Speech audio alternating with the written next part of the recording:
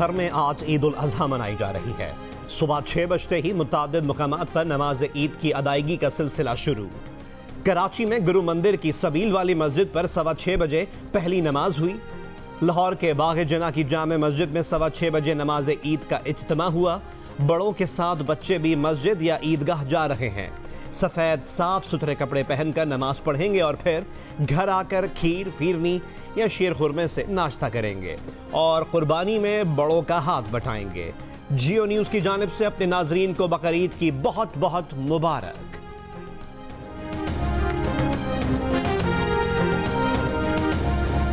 Saudi अरब, खलीजी ममालिक, तुर्की और Indonesia समेत कई मुस्लिम मुल्कों में ईद उल अज़हा मनाई गई। मस्जिदुल हराम और मस्जिद नबी सल्लल्लाहु अलैहि वसल्लम में नमाज ईद के रूह परवर इज्तिमात।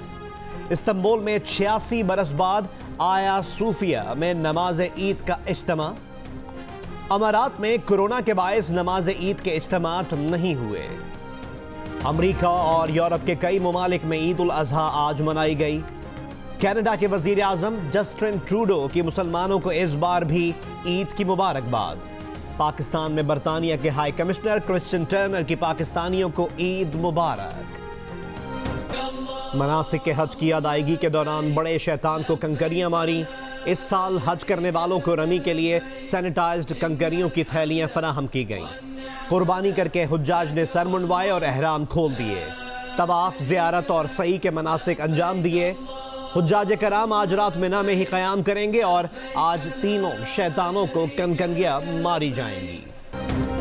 हुकूमत ने ईद की सुबह आने से पहले ही आवाम से ईदी वसूल कर ली।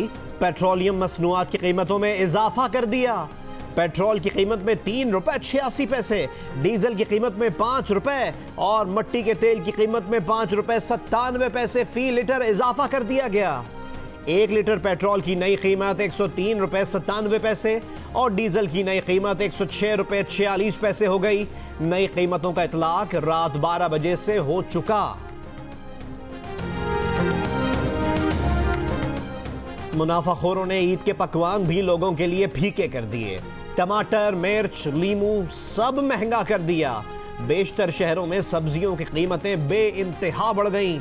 पेशावर में टमाटर की फी किलो कीमत 80 रुपए से बढ़कर 120 रुपए तक जा पहुंची। लीमू की फी किलो कीमत 200 रुपए से बढ़कर 250 रुपए तक पहुंच गई। इस्लामाबाद और लाहौर में दुकानदार मनमानी करने लगे। सब्जियों और मसालों की अपनी मर्जी की कीमत रख ली। चीनी की कीमतों ने भी सेंचुरी कर ली। इस्लामाबाद और पेशावर में चीनी की फी किलो कीमत 100 रुपए हो गई।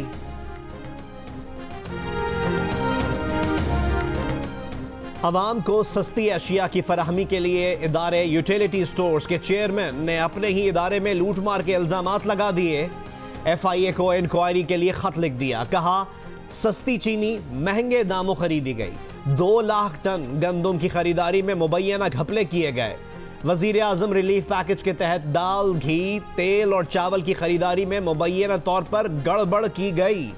यूटिलिटी स्टोर्स पर जुलाई 2019 से जून 2020 के दौरान होने वाली सेल्स की इंक्वायरी भी की जाए। तर्जुमान दफ्तर खारजा ने कहा है कि चमन सरहद के बाब दोस्ती पर अफगान फोर्सेज ने शहरियों पर बिला इश्तियाल फायरिंग की। अफसोसनाक वाक़े में मुताद्दिद हलाकतें हुई और पाकिस्तानी इमलाक को नुकसान पहुंचा। पाकिस्तानी फोर्सेज ने शहरियों और अपने दिफा में फायरिंग का जवाब दिया। पाकिस्तानी फोर्सेज ने फायरिंग में पहल नहीं की, अपने दिफा में रद्द अमल दिया। पाकिस्तान ने सिफारती ज़रा इस्तेमाल करके सूरत हाल पर काबू पाने की कोशिश की। काफ़ी तगदो के बाद अफगान फोर्सेज ने फायरिंग बंद की। अफगानिस्तान की तरफ भी नुकसान की इत्तलात हैं।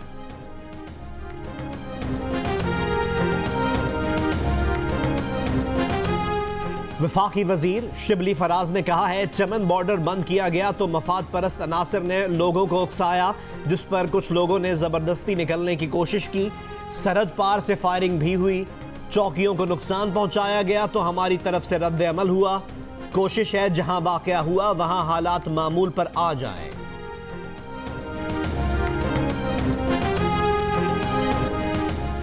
वज़ीर आला बलोचिस्तान की कमेटी और ऑल पार्टीज ताजर इत्तेहाद के दरमियान मुज़ाकरात कामयाब। मुजाहिरीन ने चमन में 2 माह से जारी धरना खत्म कर दिया, सड़कें खोल दी। रुकन असम्बली असगर खान अचकजई कहते हैं गुज़िश्ता रोज के वाक़े की तहकीकात के लिए जुडिशल कमीशन बनाया जाएगा। वज़ीर दाखिला ज़िया लांगो ने कहा, जाबहक अफराद के लवाहिकीन और जख्मियों को मुआवजा दिया जाएगा।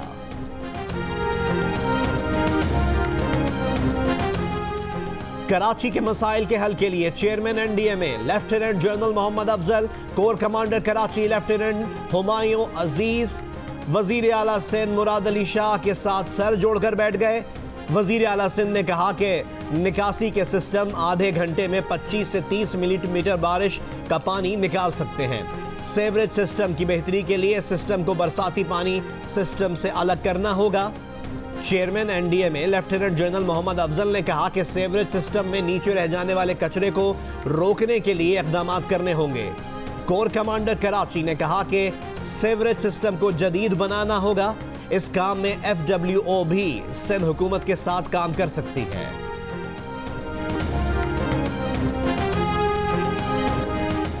सिंध के वजीर बल्दियात नासिर हुसैन शाह ने कहा है कि इस मरतबा गली कूचों में कुर्बानी करने पर पाबंदी है। 1 मिलियन टन से जायद आलाइशें उठाने का प्लान तैयार किया गया। कराची से आलाइशें उठाने के लिए वजीर आला हाउस में इजलास, आलाइशें उठाने और ठिकाने लगाने के लिए कमेटियां कायम। सिंध सॉलिड वेस्ट मैनेजमेंट की भी तैयारियां मुकम्मल। आलाइशें इकट्ठी करने के लिए शहर में 67 कलेक्शन पॉइंट्स कायम। एडिटर इन चीफ जंग और जियो ग्रुप मीर शकीलुर रहमान 141 रोज से कैद में।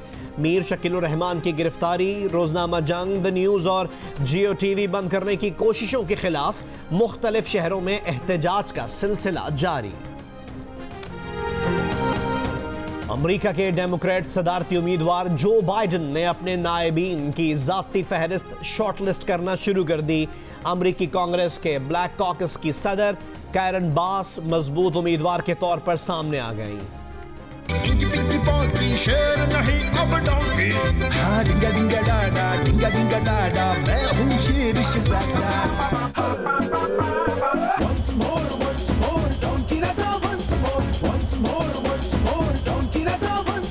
The donkey king once more Eid के पहले दिन रात 10 बजे सिर्फ जियो पर।